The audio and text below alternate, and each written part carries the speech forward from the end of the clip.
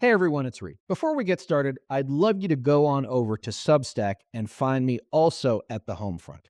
Sign up and join 14,000 other people who are looking for insight and illustration about what's happening in America today and how we can move forward in the work we must do together. That's over at Substack, Reed Galen at the home front. And now, on with the show. Welcome back to the home front. I'm your host, Reed Galen. Today, I'm joined by Michel, the director of the Combating Kleptocracy program at the Human Rights Foundation. He's also a writer, analyst, and investigative journalist. He writes on a wide range of topics, including kleptocracy, illicit finance, dark money, foreign lobbying, and foreign interference to the legacies of Russian and Soviet colonialism. He's written for countless outlets and is the author of two books. The first, published in 2021, American Kleptocracy: How the U.S. Created the World's Greatest Money Laundering Scheme in History, and his latest, published in August of last year, Foreign Agents: How American Lobbyists and Lawmakers Threaten Democracy Around the World. Both are available wherever fine books are sold. Casey has a master's degree in Russia, Eurasia, and Eastern Europe studies from Columbia University's Harriman Institute and is currently sanctioned by Russia. Hey, congratulations. Today, he's coming to us from Brooklyn, New York. Casey, welcome to the show. Thanks, Reed. Happy to be here. Okay, so the book came out in August of 2024, which means you probably finished it sometime in late 2023. And there's so much of it that like you get to page 287 and you're like, you could have written another 150 pages on just what's happened in the last 6, 8, 10 weeks. Yeah, that's exactly right. I was joking with my editor the other day. We're going to have to do about a half dozen afterwards for the paperback when it comes out. There's been a lot of news. So before we get into the book, give us a sense of your background and how you decided to cover Eastern Europe, Russia, Eurasia as your sort of field of study, but also how it led to the profession you found yourself in.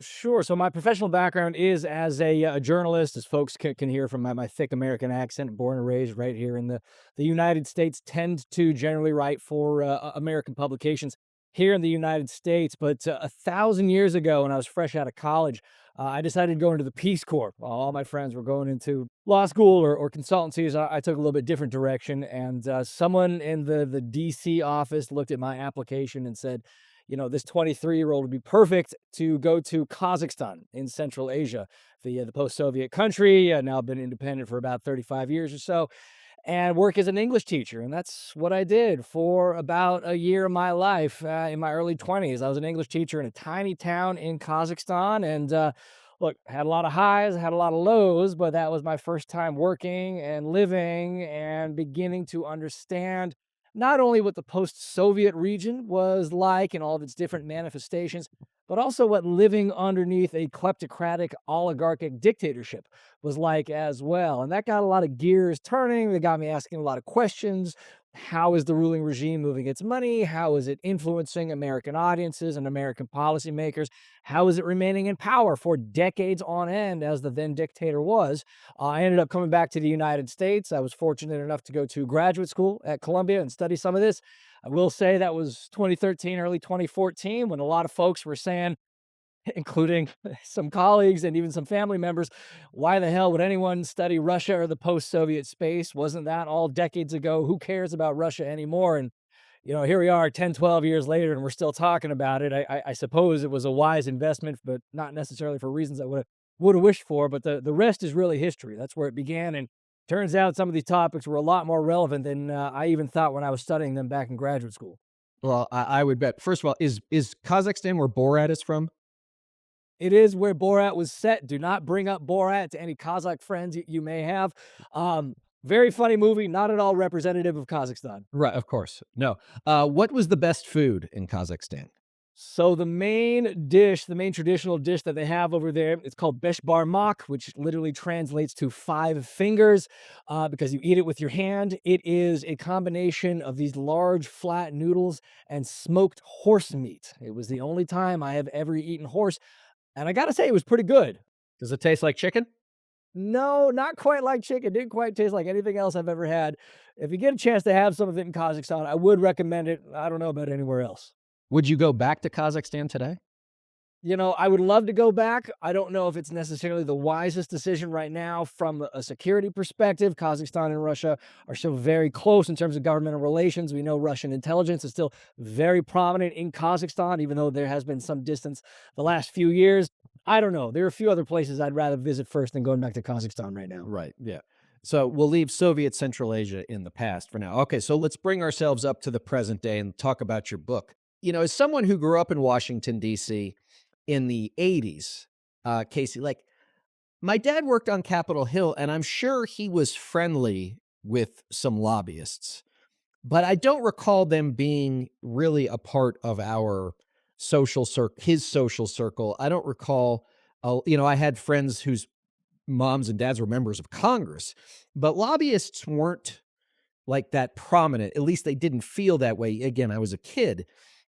And also, Washington, D.C. was a place, and I've told this story before, that when we went to the Longworth House Office building, we drove from Northern Virginia into the district. We went into the parking garage, got out, went to his office. When he was done, we got back in the car, drove out of the garage, and went back to Virginia. Like, we didn't get, with the exception of my interminable demands to visit the Air and Space Museum, like, we didn't hang out outdoors in Washington, D.C.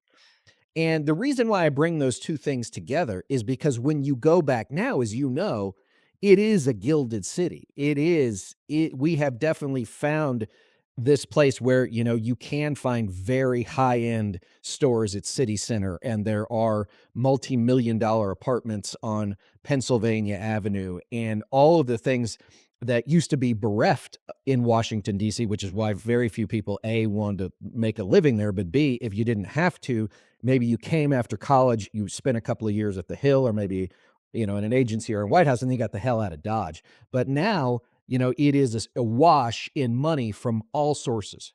Yeah. Look, Reed, you are fortunate in the sense to have seen this play out in real time. Because look, it's one thing to read about this in the history books or through contemporary reportage, and of course to write my own book as I did on the topic. But it's a totally different thing to see this play out in real time. And I didn't have that opportunity. Again, I'm writing on these topics. I'm writing this book from the vantage of course, here we are in the 2020s, trying to track the kind of historical record to see how things did change to lead to the position that Washington now is as this, as you said, gilded city that is awash in billions of dollars, if not more, given the direction, certainly of the current administration moving forward. I think your experience, from what I understand, certainly what I've written about, is spot on. This transformation, especially in the lobbying space, really didn't take root until the post Cold War period. It really started going, especially in terms of foreign lobbying, which I know we'll talk more about, in the 1990s, as it was these new countries, these new post Soviet or post colonial states began rushing into Washington and trying to hire these lobbyists to navigate this brand new world that no one really understood in the 1990s and even through the early 2000s. And of course, you had these new lobbying firms, former members of Congress, PR shops, and the like, realizing there were these geysers, these mountains of money emerging from, again, post-Soviet, post-colonial states that these new regimes were looking to spend to help navigate the halls of power in Washington. I mean, it was really fascinating reading about what lobbying once was. Of course, lobbying in the United States goes all the way back to the founding of the Republic. The very First Amendment of our American Constitution has the right to petition the government for redress of grievances, which is just a kind of a cluttered way of saying everyone, you, me, other Americans have the right to lobby our legislators. For decades, for centuries, really, it was just this kind of back room, very small, very limited conversations that were taking place. Yes, it ended up growing toward the late 20th century. By the 1980s, you could really see the seeds of what it was going to become. Of course, figures like Paul Manafort were already operating at that time, but it really wasn't until the 1990s and the 2000s, and of course the years since, that it has absolutely exploded and has become this multi-billion dollar industry that it now is. Let's talk a little bit about the book. So the first part of the book is about a guy named Ivy Lee from the South. And what a name, right? But he was sort of the first guy to codify public relations in such a way that big business wanted his help, that he really was able to understand the nexus of power, money, corporate desire, government, in a way that could get the government to do things that companies wanted, or as you noted, in a place where was it the Rockefellers, where their goons had killed a dozen miners and their families and women and children and burned their camps to the ground in Colorado. He was able to spin the story such that it was actually the Union guys who were the bad guys, not the National Guard who went in and shot people and started a conflagration. And he went about his business, but then, as you note, and where the rest of the book takes us, he conquered America and now the world, right? So he goes and he sees Mussolini. He's like, yeah, yeah, I could work with this guy. And then he goes to the Soviets, and they're like, yeah, I'll tell your story. But he got in trouble when he went to the Nazis, right? The Nazis were just a bridge too far. And even then, back then, I guess this is the 1930s, am I right? A congressional committee, actually the House Un-American Activities Committee, HUAC, which would, as you note, get infamous with McCarthy and everybody else in the 50s and red baiting, finally called him out, and it sort of wrecked him because back then, pre-World War II, Nazis were a bad deal. They should be a worse deal than they are now.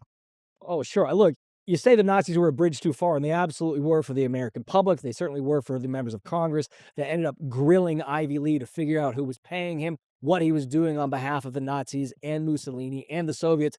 But they certainly weren't a bridge too far for Ivy Lee, because he worked with them for years to give them talking points, to identify how they could navigate American media and shift American policy and launder the image of Adolf Hitler in the United States of America. Again, I think if folks have heard of Ivy Lee, they probably have heard of him because he is still considered to be, and rightfully so, the inventor of the public relations industry. As you just mentioned, Reed, he created the first press release. He created the kind of crisis management playbook that in many ways is still with us. You mentioned that he worked with the Rockefellers, he worked with Charles Schwab, he worked with Woodrow Wilson. He really became a kind of a celebrity unto himself in the early 20th century. And if he'd frankly stopped there, he would be maybe not necessarily a revered character in the American story, but certainly a more respected one. But again, as you also noted, by the 1920s, he wanted to take his talents abroad because all these new post-World War I regimes were emerging, and they were looking for help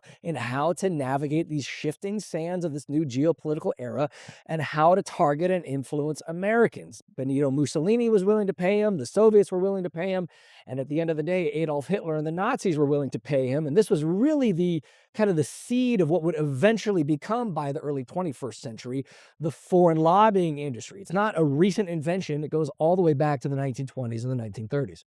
I have a friend who ungraciously once said, but it happens to be true, that PR is probably the biggest industry, Casey, in which you don't need any experience or any prerequisite, right? You can hang out a shingle and say, I'm a PR guy now, right? You don't have to go to school for it. You don't need a graduate degree. It's not like law. It's not like medicine. It's not like engineering, right? Like if and actually it'll be interesting to see how that works out in the world of AI, but that's a different conversation. But anybody who wants to do PR can do it. And I think maybe because of the zero barrier to entry, and look, I'm guilty of I did PR for, tobacco, oil, you name it, right? It also says, well, like if you can make a bunch of money here, if you're just willing to sort of say, look, the check's clear, the wires show up, let's go ahead and do it. Now, you start, let's get past Ivy and get into Manafort. You talk about Paul Manafort and going back to the Ford administration and working at conventions, all of which I've done. And, it's him and Roger Stone, who is still with us, and a guy named Charlie Black, right? Like I know, I know Charlie, right? Like we worked together when I was at the McCain campaign in 2007. Later on, they brought on a young guy named Lee Atwater. Like my dad worked for Lee Atwater, right? Like these are names that they jump off the page to me. And like Atwater was a killer, right? He was an absolute killer. These guys pulled no punches. They were willing to do whatever it took, right? And to your point in the book, they opened the door for all of these other people to say, well, if they can do it, why can't I? I mean, I suppose credit where it's due for both Ivy Lee as well as all the gentlemen that you named. There is a clear talent there. There is a clear skill set there, not only in terms of the kind of the day-to-day interactions, the opening the doors, the drafting of speeches, organizing conventions, so on and so forth, but the kind of broader strategic approach they take to lobbying, both domestically and eventually foreign as well. I've said this elsewhere that Paul Manafort was able to implement a vision that in hindsight looks pretty obvious. Again, hindsight being 2020, but in the 1970s, 1980s, and certainly through the 1990s, no one else was really doing what Paul Manafort was doing, both on the domestic front, but then eventually on the foreign side as well. And the book goes into the details of this. Read, I'm sure some of this was familiar to you as well. It wasn't just that Manafort was working as a PR specialist or a political consultant or lobbyist. He was kind of doing all of it at the same time. On the one hand, acting as a consultant, getting members of Congress, in some cases even presidents, into office in Washington, and then going to the private sector and saying, look, I have access to those people in Washington. What do you say about paying me to lobby them for interests that you may have, for policies you might want to see passed? And then he does that. He's hired as a lobbyist, and then he can go back to those members of Congress, or in some cases, those members of the White House, and say, look, I have these connections in the private sector. I know you are coming up for reelection very soon. What do you say about hiring me to tap into some of those fundraising dollars to make sure you stay in office? And all of a sudden, you see this kind of closed loop emerge that really pre-Manafort, for as much genius as Ivy Lee may have had, he didn't go this far. I mean, Manafort really, to quote another a person that I cite in the book, Manafort really kind of created the quote unquote swamp that we all now recognize, or all certainly concerned about, but nothing ever really seems to be done about it. That was in many ways Manafort's baby, and that's not even talking about any of the foreign lobbying stuff that he ended up doing in the 21st century. Right, and I wanna just hit the pause button on the creation of these networks. I mean, look, I have friends who started as campaign guys like me, then they go into campaign consulting, they go into that strategic consulting, which is typically media, right? They become the general consultant, which think about like a general contractor on a house, right? They're the people that deal with the client, they have access to the money, and then they elect all those people, then they get into the public affairs space. Right now, they're working with clients to get a specific piece of public policy done. Now, Casey, the public affairs firm or wing of the group builds so fast and so far and so much that they spin that off. And now it's got its own piece. So now they've got the campaign consulting piece, which is getting 15% commissions off the top on every media buy, including some massive, monthly retainer. Now they say, okay, well, we got Senator so and so elected. Now we've got AT&T as a client. We know that we can go to Senator so and so. Now we're not going to lobby, but we've got the lobbyist of choice that we use. And before you know it, to your point, not only is it a closed loop, it's a closed loop with regular revenue. Every 2 years, every 6 years, or if it's a president, every 4 years, these things are going to happen again. We're going to raise the money. We're going to spend the money. They're going to go back to office because most members of Congress, at least in the House, get elected over and over and over again. U.S. senators, they're there for 6 years. It's a steady stream of revenue. And before you know it, you've got the house on the Eastern Shore. You've got the house in West Virginia. You've got the ski chalet where I live here in Park City, and you're high on the hog.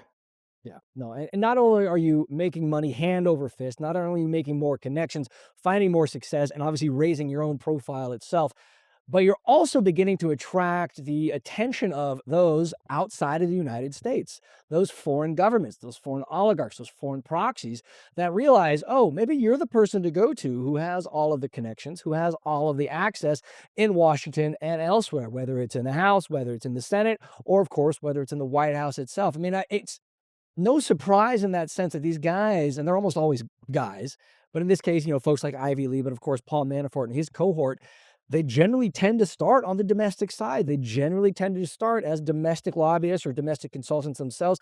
And it's only later, after they've built up and built out that entire ecosystem, that the foreign regimes and the foreign governments come calling, hire them. And then the bottom dollars, then the zeros really begin exploding. And that's when the real money begins to be made. This is probably 4 or 5 years ago, maybe 6 years ago now. I got a friend of mine who I was just doing straight PR work, straight corporate PR work. He was the guy, he was like, he's great at selling, right? He sold clients but he wasn't a very good writer, and but I'm good at that stuff, right? So we were a good pair and we worked together a lot. And he said, I've got this guy who wants to bring us in on this thing about Turkey. I'm like, okay, so will you do a call? All right. So I get a call from this attorney with a ridiculous name, who I won't say, but it won't be that hard to figure out. And they're asking whether or not I'd be willing to start doing, PR against these schools that this guy Gulen had set up. And he's this Muslim cleric from Turkey. He was living in Pennsylvania. I think he's since passed away. And like, so this is what we're going to do. And these are the things we want to do. He's setting up these schools. We don't like these schools, but he's working for Erdogan in Turkey. And, I listen and we hang up the phone. I call my friend back. I'm like, look, I'm happy to help a lot of people, but like, I'm like a pro democracy guy. And like, Erdogan's a bad dude. Right. And you go on to mention in the book, just very quickly, that Michael Flynn is on the payroll to the Turks, right? About this same thing. They wanted him to organize, as national security advisor, an extraordinary rendition from the United States to get this guy back to Turkey. Like, that's insane. No, it absolutely is insane. I mean, this is the reason that you and I are having this conversation, the reason I was able to write this book is, and this is maybe getting a little bit further ahead of the conversation itself, the fact that Donald Trump was elected in 2016. You cannot underplay the fact or the importance, the impact of what that meant for the relevance of and the threats surrounding the world of foreign lobbying and foreign influence. You mentioned Michael Flynn. There's plenty of others. Of course, Paul Manafort being Trump's 2016 campaign manager in Trump's immediate orbit that he elevated to White House or leadership positions in ways that no foreign lobbyists had ever seen in any administration previously. It was not until the rise and election of a figure like Donald Trump that all of a sudden you had these foreign lobbyists front and center in the administration. And of course, we see all kinds of knock-on effects. Turkey is just one country of many, one regime of many that was looking to take full advantage, as much advantage as they could, access to the Trump White House both then and I have no doubt right now as well.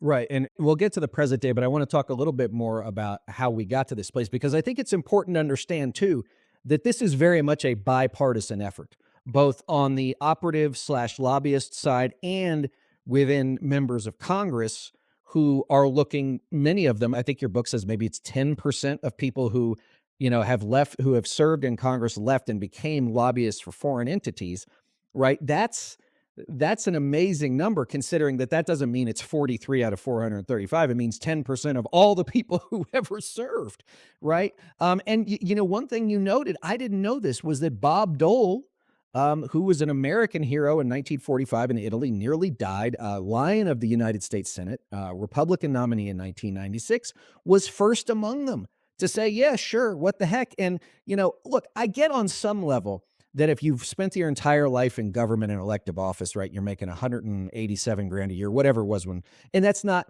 for somebody in that position, they probably think that's not a lot of money. And I think that's also why you see so many very wealthy people, especially in the U.S. Senate. But here he is, somebody willing to, dash him off a 7-figure check, and it's just too much. Yeah. Look, it's the theory that I have that I've never been quite able to prove, because I don't know how you would necessarily prove it. Bob Dole retires from the Senate late 90s, early 2000s. He obviously could have gone into retirement, could have been writing his memoirs and, gone back to live on a farm or wherever it was in Kansas, had a perfectly fine life, but instead opted to stay in Washington and sign up as a foreign lobbyist for a number of entities, some of whom are Democratic allies of the United States of America. And again, this gets back to something that you were talking about a moment ago, Reed. There is a clear, as far as I'm concerned, dividing line, demarcation between those who shill for the autocrats, the authoritarians, the dictators of the world, and those who are trying to open the doors and find successful policy for American allies, not least, places like Ukraine, for instance, has its own lobbying apparatus, certainly fully supportive of something like that. But Bob Dole, he's working with Kosovo, he's working with Taiwan, that's all fine and good, but he's also signing up autocratic forces in places like the Democratic Republic of Congo. And most concerningly for me, and certainly for the kind of legacy that this ended up having, is he became the go-to mouthpiece for a notorious Russian oligarch who I'm sure you and many of the listeners are familiar with, a guy named Oleg Deripaska, who is Putin's one of his close proxies, one of his close allies, certainly one of the leading men responsible for and helping lead Russian interference and influence operations in the years since. He's been sanctioned by the US, by Canada, by the EU. He hired Bob Dole for, I think it was about $500,000 for 6 months' work to try to get an American visa, to try to get access to the United States of America. And look, I don't know what kind of conversations Senator Dole had, or former Senator Dole had, but he agreed to it nonetheless, and certainly we've seen what the aftermath of that looks like. But again, I also imagine that a lot of folks in Congress who are leaving Congress are looking at Senator Dole and saying, "Look, if he can become a foreign lobbyist, then why can't I?" And that really went a long way toward normalizing the process. Am I naive? Am I a Pollyanna to say that they all know better and they do it anyway? Look, know better, don't know better, have mouths to feed, bills to pay. I don't know. Look, of course, these individuals who are operating, these former members of the House, former members of the Senate, in some cases, former presidents and their family members as well. Almost all of them are interacting with, in one way or the other, foreign lobbyists and those who are representing foreign governments and foreign regimes. I can't imagine any of them are unaware of this now multi-billion-dollar industry and the regulations surrounding it, and what is to be expected. No, I think naivete doesn't really explain much, if any, and I think that's a poor excuse for some of the behavior that we have seen. Well, there is a great movie called Thank You for Smoking that stars Aaron Eckhart, based on a great book. And he's got his son in California. I think they're at the Santa Monica Pier. And his son said, "Dad, is it hard to be a lobbyist?" And Eckhart delivers the line perfectly. He says, "Well, son, it takes a certain moral flexibility." That is a fantastic movie. I am due for a rewatch. I loved it when it came out. I have no doubt I'll love it when I watch it again. Look, I think, to play however limited of a devil's advocate, one of the arguments you do come across as well is for these lobbyists and for these firms that are signing up these clients. Yes, of course, there's plenty of moral flexibility. And yes, of course, there's plenty of pure greed at the end of the day. But they'll also come back to you and say, "Look, if I don't sign up to represent these clients, this regime or this oligarch or these proxies, if I don't do it, then my competitor down K Street will do it. Someone else will." You see this kind of race to the bottom of saying, "Look, if they're going to sign someone up, why shouldn't it be me? Why should it be the competitor that we have down the street?" That can go a long way toward excusing a lot of this behavior. I would venture to say, and I'll stick this out here, Casey, that this is a lot of how we got to where we are, which is, if everything is morally equivalent, which is they're bad, you're bad, I'm bad, we're all bad, but we're all making a shit ton of money, like, and the little people don't know, and what they don't know won't hurt them. I could make an argument that when I go out and visit people in Grand Rapids or Wisconsin Rapids, or name a rapid, right? Like, no wonder they don't care, right? Because maybe they don't see it, but I think they feel it, if that makes sense. And this is where all the cynicism that we have seen in recent years that explains, frankly, a lot of Trump's appeal as well comes from. You mentioned a few moments ago, Reed, that this is a bipartisan issue. You're absolutely right. If this had been only Republicans or only Democrats, I suspect we would have gone a long way toward tackling this a while ago. But both Democrats and Republicans were feasting at the trough of all of these, millions, if not billions, of dollars coming in recent years, hiring Americans, former members of Congress, PR shops, consultancies, think tanks. The list goes on and on and on. It's absolutely a bipartisan issue, which has made it so difficult to tackle in the first place.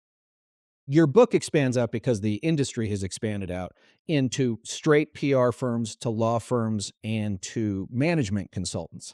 And what's so funny about whether or not it's Edelman PR, which I have done, I think I did some work with a while ago, Skadden Arps, which is one of the biggest, most powerful law firms, in the country, maybe the world, and then McKinsey, which is obviously a very well-known management consultant, is like, they did things that would be counter to whatever bullshit PR thing they have about internal ethics on their website.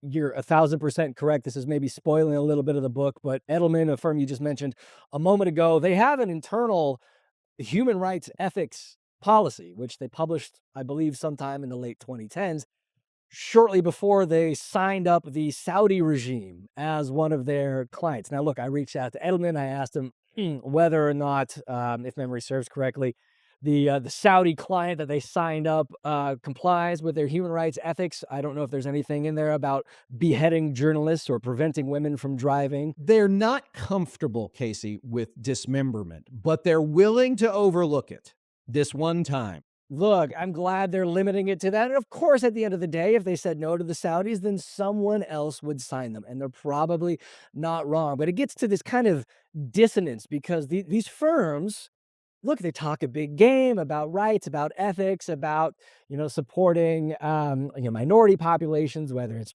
ethnic minorities, racial minorities, sexual minorities, about supporting democracy. The list goes on and on. And yet you see who they're signing up as clients, whether it's out of Saudi, United Arab Emirates, China, et cetera, et cetera. And there's just this clear dissonance. And in a certain sense, I almost have more respect for those individuals, those firms that don't have any pretense whatsoever about what they're doing and who they're doing it for. There's one lobbyist that I write about in the book who's unfortunately no longer with us, a guy named Edward von Kloberg, and his quote, which I use as one of the chapter titles, is, "Look, shame is for sissies," and he clearly had no shame representing Saddam Hussein and a Liberian dictator, so on and so forth. But yeah, that's the world we're in right now.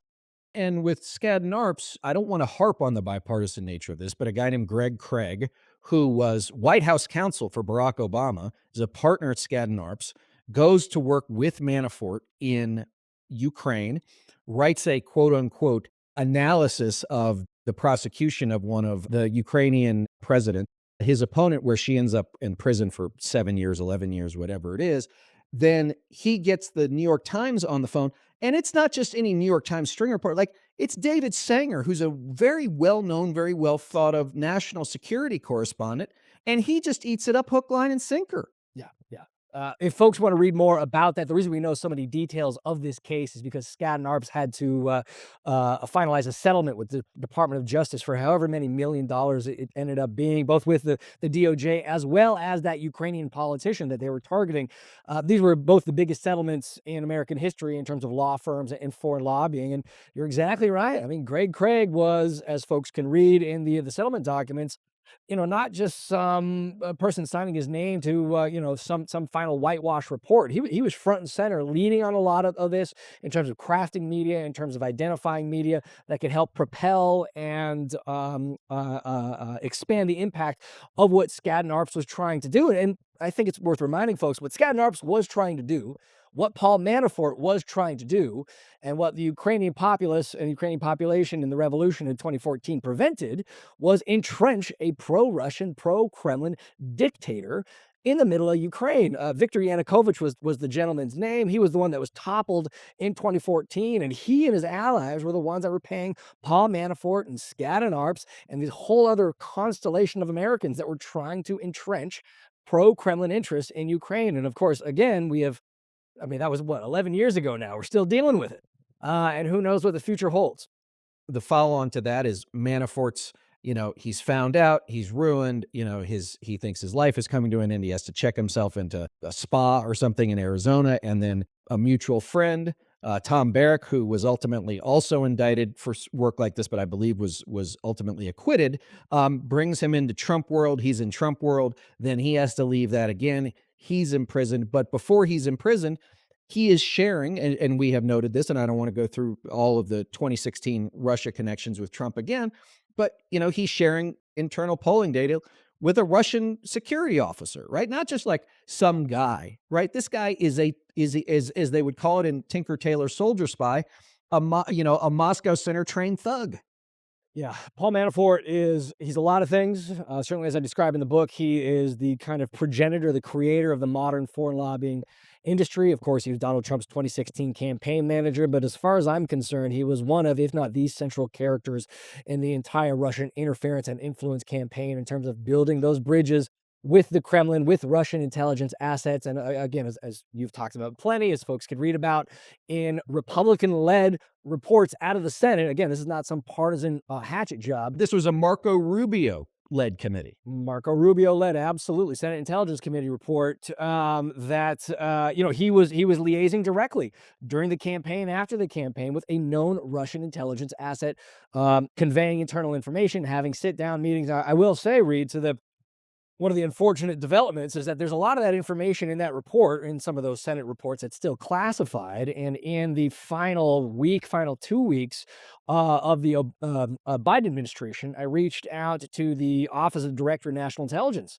who had initially pledged and planned to declassify all the information relating to Manafort, and yet she never did. I asked why she had not done it. I did not receive any response, and that information is still classified. So we still, to this day, do not have all the information of what Paul Manafort was doing.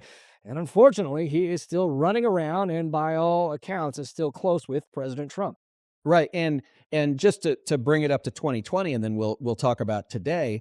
Joe Biden, as he was running for president in 2020, said he thought that we should actually cut this spigot off. That maybe, and I think this is a legitimate legal question: is does the right to redress grievances apply to foreign dollars and foreign countries? Right, or is that just, I mean, if I live here, right, my grievance with the government, hard to make a constitutional argument that the government of Saudi Arabia, I have a grievance with the United States about something that's happened there. But again, to your point, he gets elected and it all disappears. You know why? Because again, it's all, look, this is one of the things I've said about living in DC and working in politics, and it could be a state capital too, or maybe a foreign capital, right? The people you work with, or the people you live with, or the people you date, the people you party with, everybody, if you stay there long enough, right, it's a pyramid. If you're halfway decent, I call it the FUMU principle, the up, move up principle. If you stick around DC long enough, you are likely to rise through the ranks one way or the other, whether or not it's in officialdom, on the Hill, at the White House, at a think tank, in an agency, wherever it is. And at the end of the day, let's say that somebody around Biden, they want to push this, and they go, "Don't worry about it. We're never going to do that. We're never." It was something we had to say during the campaign. We're never going to do that. Yeah, I mean, look, what can I say? I've written about this. I wrote about this in the book. I've written about this since the Biden administration was extremely disappointing on a lot of these fronts. Now, look, there were some very good things that they did out of DOJ under Merrick Garland. They prosecuted a number of individuals for contravening either the Foreign Agents Registration Act, which is the main foreign lobbying regulation, or members of Congress who were acting as effectively unregistered foreign agents. Folks like Bob Menendez out of the Senate, who was found guilty just a little bit ago for acting as an agent on behalf of the dictatorship in Egypt. You still have folks like Representative Henry Cuellar out of Texas, who is going to be facing trial later this year for allegedly acting as an agent for the dictatorship in Azerbaijan.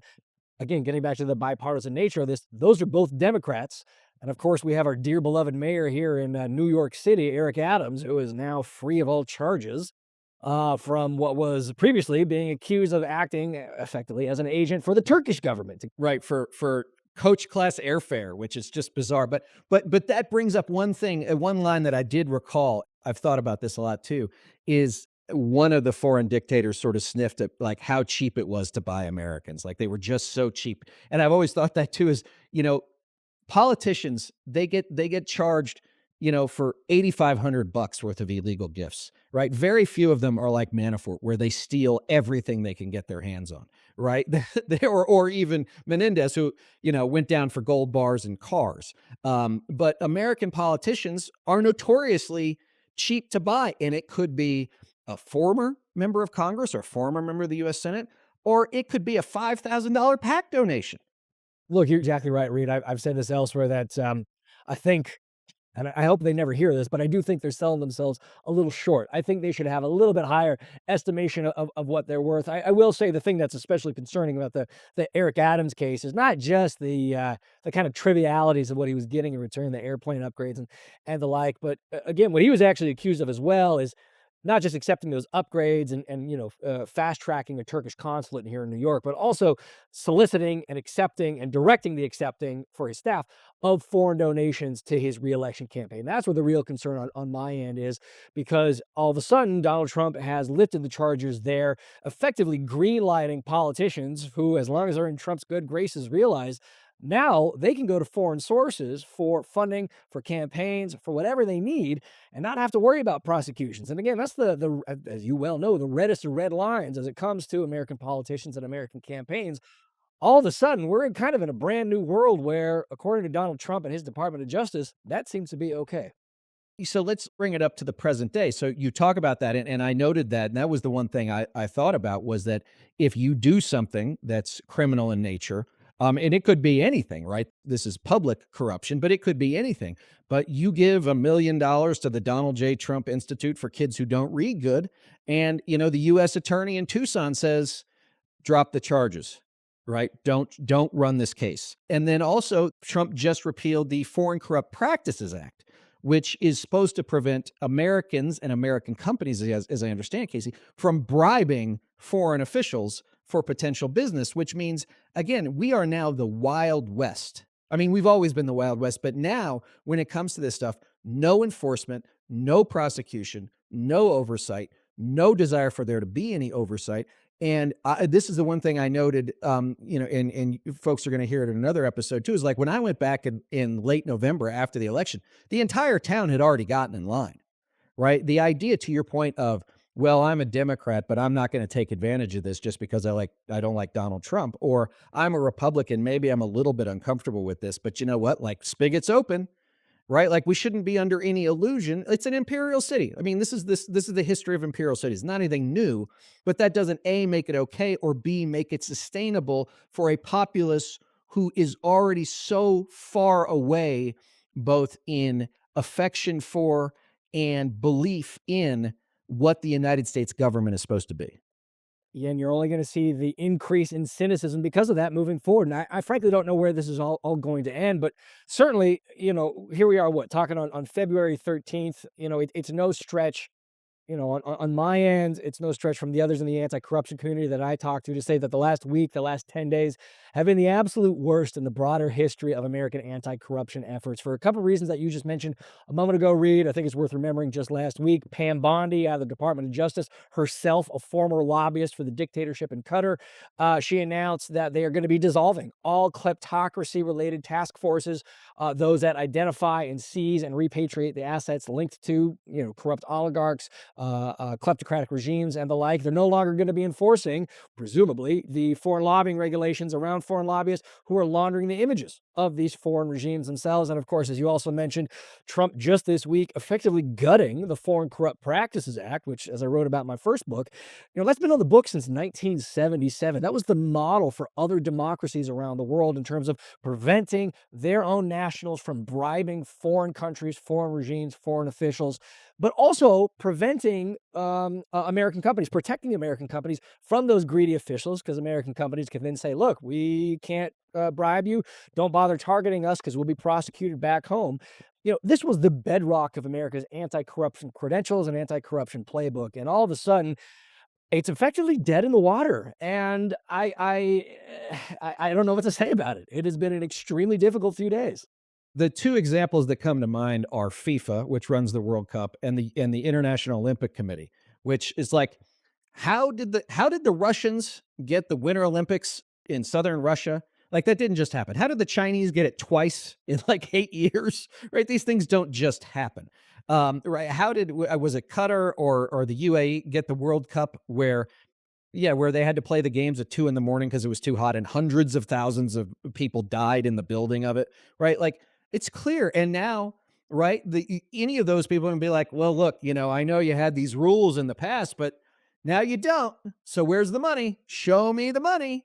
Yeah, look, the only folks who are going to be profiting are the corrupt regimes, the corrupt officials, and of course, the crooked American businessmen or international organizations that are happy to grease the palms of all of these crooked, corrupt regimes, putting more money in their pockets, entrenching them and enriching them that much more. And of course, we're all, the rest of us, that much worse off because of it. And I mean, we're only a month into the new administration. I hesitate to think about where things are going to go as we get further into this.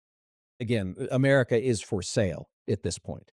I think it's probably been for sale a lot longer than you or I or anybody listening wants to believe, but it certainly is now. And again, the idea of a federal enforcement regime is pretty much non-existent. I mean, you mentioned it offhandedly when you were talking about McKinsey. They were some of the architects of the opioid crisis with Purdue Pharma.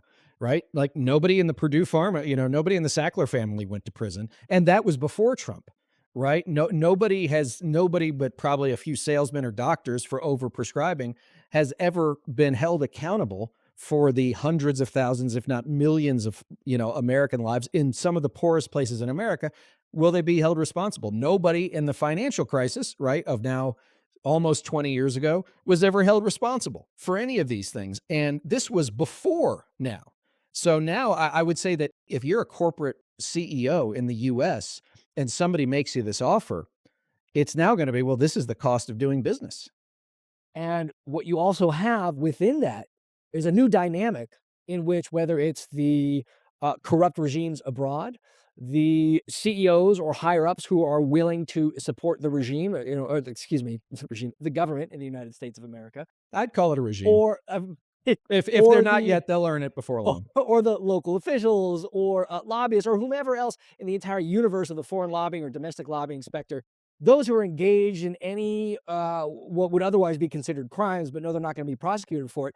Now they have every interest, every reason to keep Donald Trump in office, potentially after 2028, because they know that is the only guarantee of a pliant Department of Justice moving forward that can't then come back and retroactively accuse him of crimes or demand payback or whatever it might be moving forward. Their only guarantee of this moving forward is to keep Donald Trump in power and the Trump acolytes in power, to ensconce this regime moving forward and to end any kind of democratic opposition. I mean, it is again, a race to the bottom, a downward spiral. You have all of these different elements, all of these different aspects of influence moving forward that leaves all of us significantly worse off.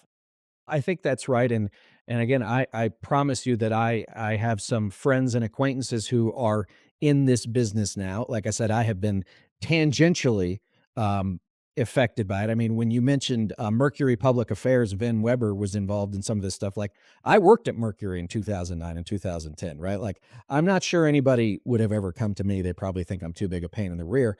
But I just think about my time on the 2004 Bush campaign when if anybody had hinted at anything like this, Casey, like we would have called the FBI, right? Like that would have been the first call if somebody got an approach like that, or if anything even resembling this. Because I mean, we were so puritanical back then, right? Like to utilize President Bush's name for something was enough to get you excommunicated from the family, let alone any of the stuff we're talking about. I wasn't planning on talking about this, but President Bush, to his credit, one of the few politicians, prominent politicians in the United States who has left office, Barack Obama being another one as well, who did not cash in on his name by opening the spigots of his charity or whatever firm it might be to foreign dollars coming in, to tens of millions of dollars, bankrolling things like we've seen with the Clinton Foundation, of course, Donald Trump's own personal businesses, et cetera, et cetera. I think that was a model I would have loved to see replicated elsewhere, but unfortunately, I think it's going to be a little bit of time before we see some kind of post-presidency like we've seen either out of President Bush or President Obama. Right. And we listen, we could talk for hours about what's about to happen, but we're roughly a month into this when people are listening to it. So like we don't have to get exercise ourselves quite so much. All right. But before I let you go, Casey, what are you working on now? I am currently toying with the idea of examining a book about the rise of this kind of American oligarchic class, but more particularly how it is that this American oligarchic class is opening up new avenues of influence for malign actors abroad. The Russias, the Chinas, the Saudis, the UAEs, the Hungaries, the Rwandas, the Turkeys of the world. How is it, why is it that some of these figures, and not least of all being Elon Musk himself, have been able to open up new avenues of influence, of access, and of shifting American policy without the rest of us paying any attention to it, having any idea whatsoever? And how does that fit within the broader world, the broader ecosystem of the things I have already written about: foreign lobbying, offshore finance, and the myriad threats to American democracy here in the 2020s? Before you go, where can folks find your work and where can they find you online? Well, they could certainly find me. I'm mainly on Blue Sky these days, although I pop over to Twitter every once in a while just to see what kind of mayhem is going on over there. If folks want to follow us at the Human Rights Foundation, where my day job is running the Combating Kleptocracy program, that's hrf.org. Please follow us. We have a number of wonderful programs, including not just mine, but some focused on the role of sports and international sports organizations and their relationships with dictators. Unfortunately, it's all a growth industry these days, so we will be very busy moving forward. Perfect. As always, gang, you can find me on Twitter, TikTok, and says.us, S-E-Z.us, at Reed Galen, on Threads and Instagram at Reed_Galen USA, and over at Substack, also the Homefront. Casey, thanks for joining me. Thanks so much, Reed. And everybody else, we'll see you next time.